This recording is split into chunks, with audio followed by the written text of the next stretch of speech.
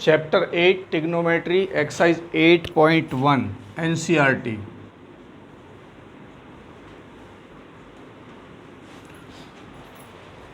Last lecture में हमने आपको ट्रिग्नोमेट्री का इंट्रोडक्शन पढ़ाया था, जिसमें आपको साइन, कॉस, टेन, कॉट ये सब क्या होते हैं इसके बारे में बताया था। यहाँ पर है आपका क्वेश्चन नंबर 2, चित्र से tan p minus cot r का मान ज्ञात कीजिए। ये आपको समकोण त्रिभुज दिया हुआ है जिसमें ये 90 डिग्री का है। तो बताया गया था कि 90 डिग्री के सामने वाली जो भुजा होती है वो हमेशा कर्ण होती है, ठीक है। और देखिए यहाँ पे हमें निकालना tan p minus cot r। एक कोण आपको p दे रखा है और एक r दे रखा है। ऐसा क्वेश्चन हमने आपको लास्ट वीडियो में भी करवाया है। तो P देखिए कौन हमारा ये रहा, R ये रहा, ठीक है। तो सबसे पहले हम क्या काम करते हैं, जब भी समकोण त्रिभुज में दो भुजाएं हमें दी होती हैं तो हम तीसरी भुजा निकालते हैं पाइथागोरस प्रमेय से। त्रिभुज APQR में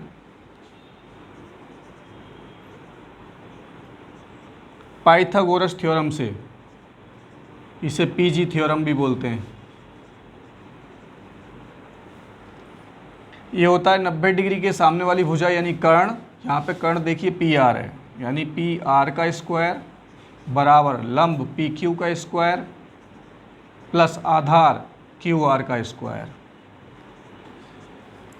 PR का मान जो है वो 13 है, तो ये हो जाएगा 13 का स्क्वायर।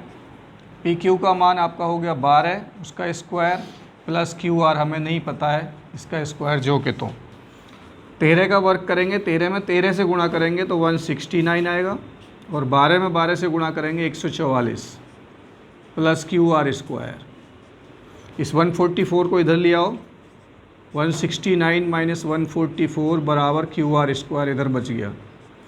इसमें से इसको घटाओगे तो बचेगा 25 बराबर QR स्क्वायर।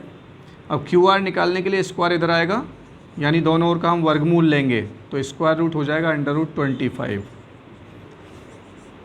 QR बराबर 25 का वर्गमूल जो होता है वो 5, यानी कि ये वाली भुजा QR आपकी 5 सेंटीमीटर आ गई, ठीक है। अब सबसे पहले मुझे निकालना tan p minus cot r। तो पहले मैं tan p निकालता हूँ। जब आपको साइन कोस tan पढ़ाए थे तो लाल बटे कक्का बताया था, tan तीसरे नंबर पर आता है। tan जो होता है हमेशा लंब बटे आधार होता है।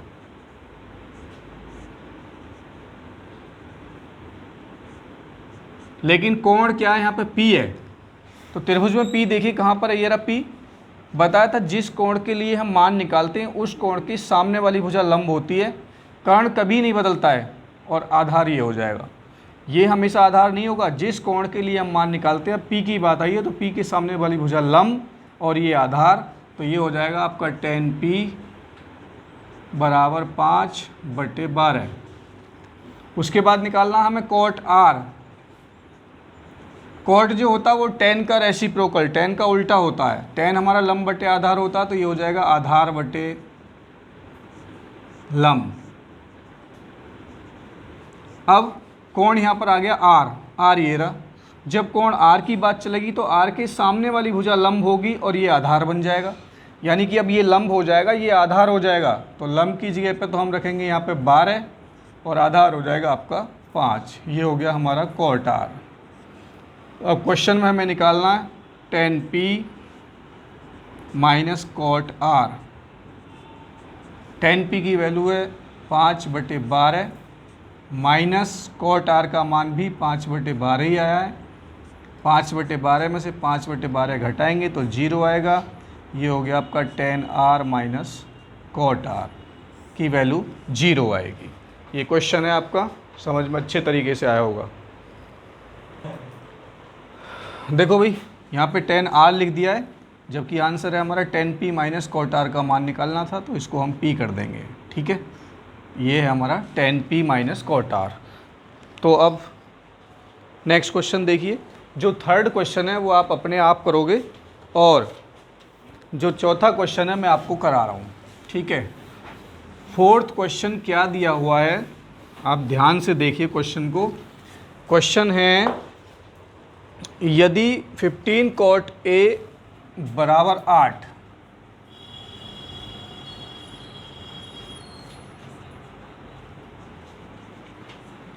तो साइन ए और सेक ए का मान ज्ञात कीजिए। साइन ए और सेक ए का मान ज्ञात कीजिए।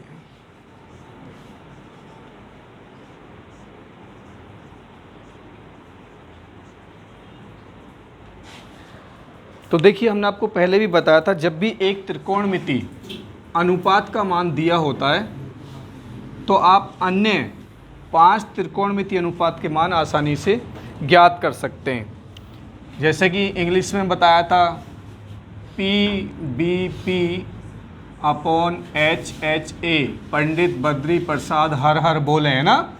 ये जो होता है पहला, ये होता है आपका साइन, दूसरा कॉस, और जो तीसरा होता है ये होता है आपका टेन। यानी साइन बराबर होता है परपेंडिकुलर अपॉन हाइपोटेनियस, कॉस होता है बेस अपॉन हाइपोटेनियस, और टेन होता है आपका परपेंडिकुलर अपॉन बी, बेस। और इनके उल्टे साइन का व्युत्क्रम जो होता है यानी कि रेसिप्रोकल, वो होता है कोसेक। कोसेक की बात आ जाए तो हाइपोटेनियस अपॉन परपेंडिकुलर, यानी कि कर्ण बटे लंब, और ये आपका सेक हो जाएगा और ये कॉट हो जाएगा। ठीक है, तो सबसे पहले देखो इस क्वेश्चन में आओ, ठीक से यहाँ पे देखो, हमें दिया हुआ है 15 कॉट ए बराबर 8। तो यहाँ से हम कॉट ए निकाल सकते हैं। इस 15 को बटे में ले जाएंगे तो ये हो जाएगा 8 बटे 15। ठीक है, अब कॉट का आपने फॉर्मूला पढ़ा है। कॉट ए बराबर अगर देखा जाए तो कॉट जो होता है हमारा टेन का उल्टा होता है। टेन होता है हमारा लंब बटे आधार, तो ये हो जाएगा आधार बटे लंब, यानी कि बेस अपॉन में परपेंडिकुलर। तो हम वही काम करेंगे, एक त्रिभुज बनाएंगे। यहाँ पर लिखा हमने ए, ये बी और ये सी। ठीक है, बी यहाँ पर हमारा 90 डिग्री हो गया, एंगल ए की बात चल रही है। तो देखिए कॉट ए बराबर हमारा 8 बटे 15 दे रखा, जबकि कॉट ए बराबर होता है बी अपॉन पी, यानी कि आधार बटे लंब।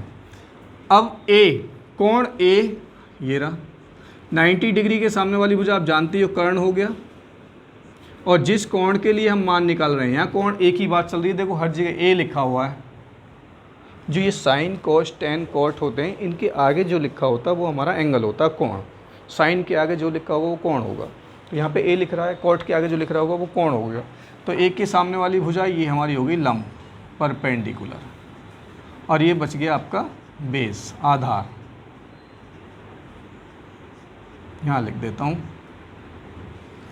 तो इसकी और इसकी कंपेयर अगर करो तो आधार बटे लंब, आधार हो गया आपका, ऊपर आधार है ना, यहाँ ऊपर क्या है 8, और नीचे लंब, नीचे यहाँ पर 15 है। तो आधार तो हो गया आपका 8 और लंब जो हो गया वो हो गया 15। आपको तीसरी भुजा पता नहीं है, तो इसी त्रिभुज ABC में पाइथागोरस थ्योरम से, PGT पाइथागोरस थ्योरम, 90 डिग्री के सामने वाली भुजा कर्ण यानी कि AC का स्क्वायर बराबर AB का स्क्वायर प्लस BC का स्क्वायर, यानी कि कर्ण का जो वर्ग होता है वो अन्य दो भुजाओं के वर्गों के योगफल के बराबर होता है। चाहे तो आप इस भुजा को पहले लिख दो, चाहे इसको पहले लिख दो, और दोनों पर स्क्वायर चढ़ाना है आपको। AC इसका मान हमें निकालना है, AB जिसका मान 8 दे रखा है उसका वर्ग, BC इसका मान 15 दे रखा है उसका वर्ग। देखिए अब AC स्क्वायर 8 का वर्ग करेंगे, 8 में 8 से गुणा करेंगे 64 हो गया, और 15 में 15 से गुणा करेंगे 225 हो गया। AC स्क्वायर दोनों को जोड़ेंगे तो आएगा 289। अब वर्गमूल ले लो दोनों ओर का, यानी स्क्वायर उधर जाके स्क्वायर रूट हो जाएगा 289, और AC बराबर 17 आ गया आपका। 289 का वर्गमूल 17 होता है, ये आ गया 17। ठीक, अब हमें निकालना क्या क्या, साइन ए। इसलिए साइन ए बराबर होता परपेंडिकुलर अपॉन हाइपोटेनियस, यानी कि लंब बटे कर्ण। ये रहा आपका परपेंडिकुलर, ये रहा बेस, और ये रहा आपका हाइपोटेनियस। साइन बराबर लंब बटे कर्ण होता है, रख दीजिए मान। परपेंडिकुलर आपका 15 है और हाइपोटेनियस आया 17, ये आंसर हो गया। उसके बाद में निकालना है आपको सेके। सेक होता है कोस का उल्टा, कोस होता है आपका आधार बटे कर्ण, और ये हो जाएगा कर्ण बटे आधार, यानी कि हाइपोटेनियस अपॉन में बेस। सेक ये रहा, हाइपोटेनियस अपॉन बेस, दीजिए वैल्यू, ये रहा 17 और बेस आपका 8 हो गया, निकल गया मान। ये आंसर हो गया, एक ही आंसर हो गया। देखिए यहाँ पे साइन ए और सेक ए पूछा है, इसके अलावा और भी पूछ सकते हैं, कोसेक ए पूछ सकता है ना, टेन ए पूछ सकता है। टेन ए निकालोगे तो वो भी आपका लंब बटे आधार हो जाएगा, यानी कि 15 बटे 8 हो जाएगा। तो आप पाँचों निकाल सकते हो बड़े आराम से, ठीक है, नोट कीजिए। देखिए ज़रा क्वेश्चन नंबर 6 लिखा हुआ है, यदि कोण ए और कोण बी न्यून कोण है, त्रिकोणमिति समकोण त्रिभुज में आपको बताइए, समकोण त्रिभुज में एक कोण 90 डिग्री का होता है, बाकी 2 न्यून कोण होते हैं। तो इसमें कहा कि कोण ए और कोण बी न्यून कोण हैं तथा कॉस ए बराबर है कॉस बी। तो दिखाइए कि कोण ए बराबर कोण बी, यानी ये जो कोण ए है और कोण बी है दोनों आपस में बराबर हैं। हो सकता है क्योंकि जब नॉन न्यून कोण त्रिभुज होते हैं 45-45 के होते हैं तब भी तो बराबर आ जाते हैं। तो हम क्या काम करते हैं, पहले देखिए हमने त्रिभुज बनाया इसी तरीके से, इसमें लिखा कोण ए और कोण बी न्यून कोण है। देखिए इसमें ये तो 90 डिग्री का होता है और ये दोनों जो होते हैं ये होते हैं न्यून कोण। तो क्वेश्चन में कहा है ए और बी दोनों न्यून कोण हैं, तो हम यहाँ बी नहीं लिखेंगे, अब की बार ए यहाँ लिख दो और बी लिख दो यहाँ पर, क्योंकि क्वेश्चन में कहा है ए और बी न्यून कोण है, तो ये दोनों न्यून कोण होते हैं, ये तो हमारा समकोण होता है। अब हम यहाँ पर सी लिख देते हैं, ठीक है। तो इसके सामने वाली भुजा कर्ण हो जाएगी और ये आपके लंब आधार आपस में चेंज हो जाएंगे कोण के अनुसार। यदि कोण ए और कोण बी न्यून कोण है तथा कॉस ए बराबर है कॉस बी, यानी क्वेश्चन में कहा है कॉस ए बराबर कॉस बी, ठीक है। आप जानते हो कॉस जो होता है वो क्या होता है, आधार बटे कर्ण। कॉस होता है हमारा आधार बटे कर्ण, और इधर भी कॉस ही है, तो ये भी आपका आधार बटे कर्ण ही होगा। कॉस तो हमेशा आधार बटे कर्ण ही होता है, लेकिन देखिए दोनों के कोण अलग अलग है, यहाँ पर ए है और यहाँ पर बी है। तो जब इस कॉस ए का मान निकालेंगे तो ए एंगल हमारा ये रहा, जिस एंगल के लिए मान निकालते हैं उसके सामने वाली भुजा हो जाती है हमारी लंब, है ना, और बचती क्या है, आधार, और ये हो जाएगी कर्ण। तो मुझे चाहिए आधार बटे कर्ण, तो आधार आपका ये हो गया। तो यहाँ पर हम लिख सकते हैं आधार बटे कर्ण, आधार हो गया ए सी और कर्ण हो गया भाई साहब ए बी बराबर। अब आ जाइए कॉस बी, बी के लिए देखिए बी आपका ये रहा, बताया जिस कोण के लिए मान निकालते हैं उसके सामने वाली भुजा लंब होती है। ए के लिए ये लंब थी, लेकिन बी के लिए ये लंब हो जाएगा, अब चेंज हो गया, ये ए के लिए लंब थी और ये बी के लिए लंब हो गई, कोण बी के लिए, एंगल बी के लिए, ठीक है। अगर मैं चाहूँ तो चलो ये था कोण ए के लिए, ये जो चित्र ऊपर बन रहा है, ठीक है। उसके बाद में मैंने फिर से बनाया इसी चित्र को, यहाँ लिखा ए, यहाँ पे बी, यहाँ सी, ये 90 डिग्री का, तो ये तो कर्ण ही होगा, ठीक है। अब ये था कोण ए के लिए, अब है कोण बी के लिए, कोण बी के लिए जब बी की बात आएगी तो बी के सामने वाली भुजा अब लंब जो है भाई साहब ये हो जाएगी और आधार आपका ये हो जाएगा। 3 भुजाएं होती है, लंब, आधार, कर्ण। कर्ण कभी बदलता नहीं, यही फिक्स रहेगा। बी के सामने वाली भुजा लंब हो गई तो आधार आपका यही बचेगा, ठीक है। आधार बटे कर्ण, देख लीजिए आधार कौन सा है इसमें, ये रहा बी सी, और बटे में क्या है कर्ण, कर्ण हमारा वही है ए बी, ठीक। ए सी बटे ए बी, बी सी बटे ए बी। अगर मैं इस ए बी को उधर ले जाऊं तो ये हो जाएगा आपका ए सी बराबर बी सी बटे ए बी। कहाँ ये भाग में है ना, उधर जाके ये क्या हो जाएगा गुणा में ए बी, और ए बी से ए बी कट गया, बचा है ए सी बराबर बी सी। यानी AC जो भुजा है वो भुजा BC के बराबर है। तो आइए इस चित्र में भुजा AC ये रही और भुजा BC ये रही, देखिए यानी ये वाली जो भुजा है वो इस भुजा के बराबर है। ये वाली भुजा AC जो है वो भुजा BC के बराबर है। और छठी सातवीं क्लास में आपने त्रिभुज की कुछ प्रमेय अगर पढ़ी हैं, यदि किसी त्रिभुज की दो भुजाएं बराबर हैं तो उनके सामने के कोण भी बराबर होते हैं। ये वाली भुजा इस भुजा के बराबर है, ये वाली भुजा इस भुजा के बराबर है, तो इस बराबर भुजाओं के सामने के कोण, इसके सामने का कोण ये रहा और इसके सामने का कोण ये रहा, ये आपस में बराबर होते हैं। यानी समान भुजाओं के सामने के कोण समान होते हैं। चूँकि यहाँ पे पहले लिख देते हैं AC बराबर BC है, ये वाली भुजा AC इस BC के बराबर आ गई, तो इसके सामने का कोण A बराबर होगा दूसरे के सामने का कोण B, और यही बात हमें यहाँ पे सिद्ध करनी है। तो ये बात आप नीचे लिख सकते हो, चूँकि समान भुजाओं के सामने के कोण है, बस ये लिख दो, समान भुजाओं के सामने के कोण है इसलिए ये बराबर है, और यही बात हमें सिद्ध करनी थी। ये आपका आंसर हो गया। ठीक, नेक्स्ट क्वेश्चन देखिए ज़रा। यहाँ पे कहा यदि कॉट थीटा बराबर 7/8 तो 1 plus sine theta 1 minus sine theta बटे 1 plus cos theta into 1 minus cos theta का मान बताओ। कितने त्रिकोणमितीय रेशो दिखाई दे रहे हैं इसमें? दो हैं केवल। देखो यहाँ साइन, यहाँ भी साइन है, यहाँ पर कॉस है तो यहाँ भी कॉस है। तो हमें क्या चाहिए? साइन और कॉस के मान चाहिए। तो हमें दे रखा है कॉट थीटा बराबर 7/8, और वैसे कॉट थीटा का फॉर्मूला क्या होता है? बेस अपॉन में परपेंडिकुलर। बना लीजिए एक त्रिभुज इस तरीके से यहाँ पे। चलो हम यही बना देते हैं। ये बना दिया एक त्रिभुज, यहाँ लिखा A, यहाँ पे लिखा B, यहाँ पे C, ये 90 डिग्री का है और इसको थीटा मान लिया।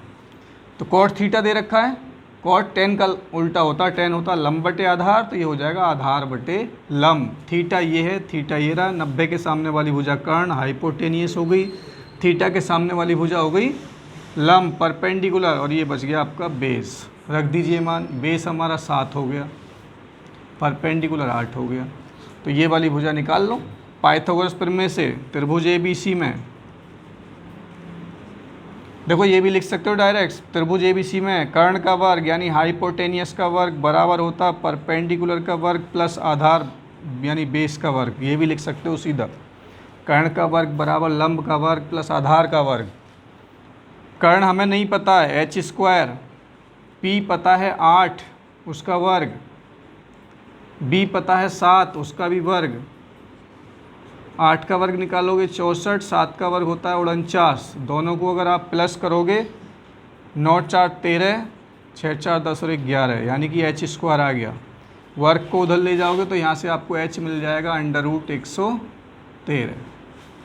113 का स्क्वायर रूट यानी वर्गमूल नहीं निकलता, ठीक है, यानी कि ये वाली आ गई √113। अब आपको क्या चाहिए? एक तो साइन थीटा चाहिए, एक कॉस थीटा चाहिए, तो निकाल दो यहाँ से। इसलिए साइन थीटा बराबर होता है लंब बटे कर्ण यानी परपेंडिकुलर अपॉन हाइपोटेनियस। परपेंडिकुलर ये रहा 8 और हाइपोटेनियस है आपका √113। फिर उसके बाद में निकालो कोस थीटा, ये होता है बेस अपॉन में हाइपोटेनियस यानी कॉस थीटा बराबर बेस है आपका 7 और वो आपका √113। इसलिए अब इसको हल करना तो इसमें मान रख दो 1 plus sine theta 1 minus sine theta बटे 1 प्लस कॉस थीटा और 1 माइनस कॉस थीटा। मान रख दीजिए 1 प्लस साइन थीटा का मान ये रहा 8 बटे √113 गुणा 1 माइनस 8 बटे √113। यहाँ पे रखो 1 प्लस कॉस थीटा का मान 7 बटे √113 और 1 माइनस 7 बटे √113। अब देखो इसको सरल करना है आपको। अगर आप एलसीएम लेने के चक्कर में लग गए तो लंबी कैलकुलेशन हो सकती है। आपने बीजगणित में कुछ फार्मूले पढ़े, अगर आपके सामने कहीं पे ये आ जाए a+b और इंटू में a-b, पीछे हमने इम्पोर्टेंट फार्मूले में कहीं पे एक फार्मूला लिखवाया, ये होता है आपका a² - b²। जो बीजगणित के फार्मूले लिखवाए थर्ड नंबर पर ये फार्मूले लिखवाते हैं, थर्ड पर नहीं 5 पे होगा कि a² - b² बराबर होता है a+b और a-b। आप इस अगर a+b और a-b आया तो उसको a² - b² लिख सकते हैं। तो यहाँ पे ध्यान से देखो, इसको a मानो, इसे b मानो, तो यहाँ पे प्लस हो रहा है, यही चीज़ यहाँ पे माइनस हो रही है। यहाँ पे ही देखो प्लस हो रहा है, वही चीज़ यहाँ पे माइनस हो रही है। तो इन दोनों को एक बार प्लस एक बार माइनस को लिख सकते हैं a² - b²। तो हम नेक्स्ट लाइन में लिख सकते हैं, देखिए 1 का वर्ग माइनस 8/√113 का वर्ग बटे में, अब नीचे आ जाओ, यहाँ भी 1 का वर्ग माइनस 7/√113 का वर्ग। अब स्पेस बचा है कम, तो हमें थोड़ा सा मिटाना पड़ेगा।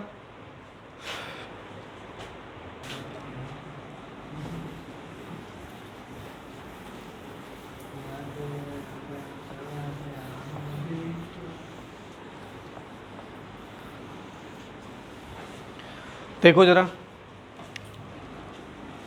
बराबर 1 का वर्ग करोगे 1 माइनस 8 का वर्ग करोगे 64 हो जाएगा। 113 पर देखिए वर्गमूल चढ़ा हुआ ना, जब वर्गमूल का वर्ग कर दें तो वर्गमूल खत्म हो जाता है, ये हो जाएगा आपका 64/113। ऐसे ही नीचे 1 का वर्ग 1 माइनस 7 का वर्ग होता है 49 और √113 का वर्ग 113 ही हो जाएगा। अब इसका एलसीएम लेकर के हल करो, 113 एलसीएम होगा तो इसकी इसमें गुणा होगी, ये हो जाएगा आपका 113 माइनस का 64 बटे में 113। ऐसे ही नीचे देखिए 113 एलसीएम लिया, इसकी इसमें गुणा हो जाएगी 113 माइनस 49 बटे में 113। देखिए इसके बटे में भी 113, इसके बटे में 113, ये कट जाएगा। बचा आपका क्या, 113 में से 64 घटाओ, 13 में से 4 जाएगा 9 और 10 में से 6 गए 4, 49 बटे 13 में से 9 गया 4 और 10 में से 4 गया 6, 49/64 आपका आंसर आएगा किसका, 1 + sin theta into 1 - sin theta divide by 1 + cos theta and 1 - cos theta. इसका जो आंसर है आपका है 49/64। देखिए इसमें एक और भी क्वेश्चन है, इसका सेकंड पार्ट और भी था। इसमें कहा cot² थीटा का मान ज्ञात कीजिए। तो cot² थीटा है तो इसको हम लिख सकते हैं cot थीटा का स्क्वायर, और cot थीटा जो होता है आपका cot थीटा बेस अपॉन में परपेंडिकुलर, ऊपर स्क्वायर है तो स्क्वायर चढ़ा दीजिए। देख लीजिए इसमें क्या हो जाएगा। थीटा के लिए ये परपेंडिकुलर, ये बेस, ये हाइपोटेनियस, मान रखो b का मान 7 और p का मान है आपका 8, उसका वर्ग 7 का वर्ग 49 और 8 का वर्ग 64, ये भी आंसर हो जाएगा आपका। देखिए दोनों का आंसर सेम है। इसका मतलब क्या हुआ कि 1 + sin theta into 1 - sin theta बटे 1 + cos theta into 1 - cos theta का जो मान है वो cot² थीटा के बराबर होता है। देखिए यहाँ पर कितना छोटा सा क्वेश्चन है, इसका आंसर भी 49/64 आया और इसका मान भी 49/64 आया। ठीक है, तो ये क्वेश्चन काफ़ी लेंथी था, नोट कर लीजिए। क्वेश्चन नंबर 8, यदि 3 cot A = 4 हो तो जांच कीजिए कि 1 - tan² अपॉन 1 + tan² बराबर होगा cos² sin²। यानी इसका जो मान है वो इसके मान के बराबर है, हमें ये जांच करनी है। तो हम क्या काम करेंगे, पहले इस साइड को भी हल करेंगे फिर इसको भी हल करेंगे। यदि दोनों का मान बराबर आ जाता है तो ये बराबर हैं, बराबर नहीं आता तो नहीं है। ठीक है, तो उसके लिए tan और cos और sin का मान निकालने के लिए हमें ऊपर दिया हुआ, देखिए ज़रा 3 cot A = 4। क्वेश्चन में खुद कह देता है कि हमें इस क्वेश्चन में करना क्या है। आपको इसको सरल करना है कि इसका मान इसके मान के बराबर लाना है, तो हमें cos sin tan का मान निकालने के लिए कुछ ना कुछ तो दिया होगा, और वो आपको दिया हुआ है। यदि 3 cot a बराबर में 4, देखिए 3 cot a बराबर 4, तो हम यहाँ से पहले cot a निकाल देते हैं। cot a बराबर 4/3, और cot का जो फॉर्मूला आपको पता ही है, cot जो होता है हमारा वो होता है बेस अपॉन में परपेंडिकुलर, ये पढ़ा रखा है आपको हमने।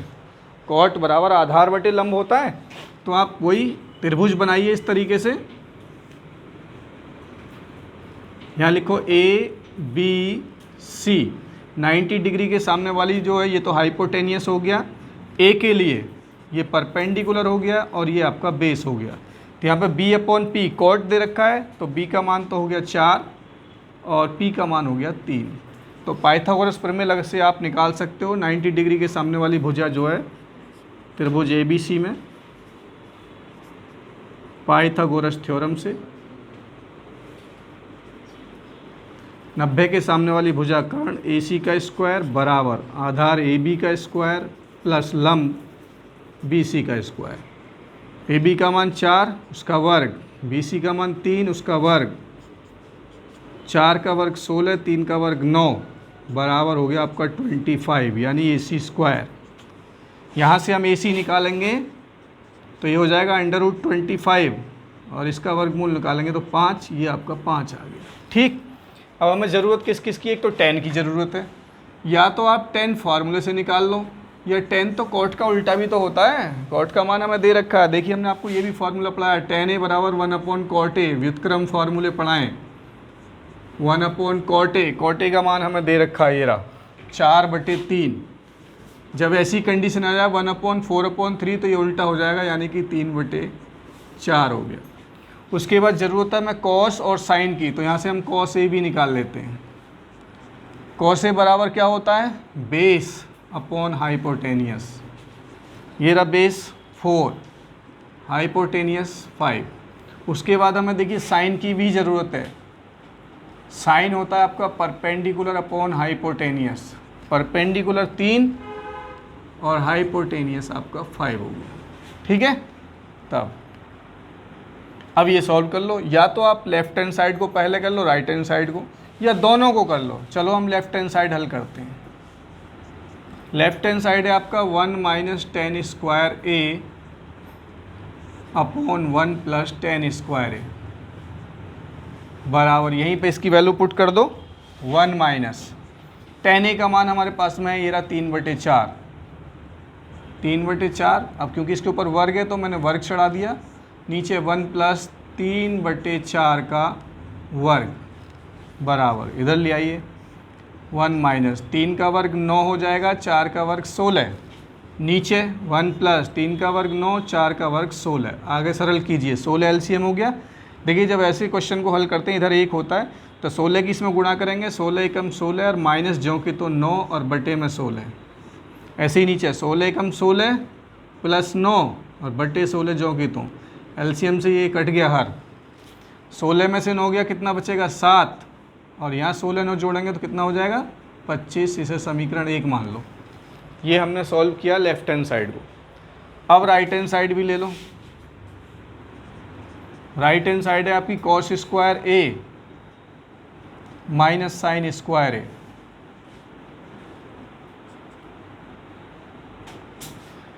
cos a का मान ये देखिए 4/5 उसका वर्ग, साइन a का मान ये रहा 3/5 उसका वर्ग, 4 का वर्ग 16, 5 का वर्ग 25 माइनस 3 का वर्ग 9, 5 का वर्ग 25। 16 में से 9 गया, कितना बचेगा 7 और बटे में 25। ये हो गया समीकरण 2। समीकरण 1 को हमने हल किया लेफ्ट हैंड साइड में, कितना आंसर आया 7/25। समीकरण 2 में राइट हैंड साइड को हल किया तो आंसर आया 7/25। दोनों बराबर आ गए, यानी इस साइड को हल किया तब भी 7/25 और इस साइड को हल किया तब भी 7/25। तो यहाँ पे लिखेंगे समीकरण 1 व 2 से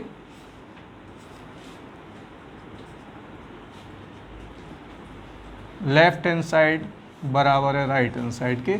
क्वेश्चन में यही कहा था कि जांच कीजिए कि ये दोनों आपस में बराबर हैं या नहीं है, तो बराबर हैं, यस। ये आपका आंसर हो गया। ठीक है, तो जो क्वेश्चन आपके लिए बचे हुए हैं, क्वेश्चन नंबर है आपके पास में 9 और 10, 11, ये क्वेश्चन आप अपने आप करोगे।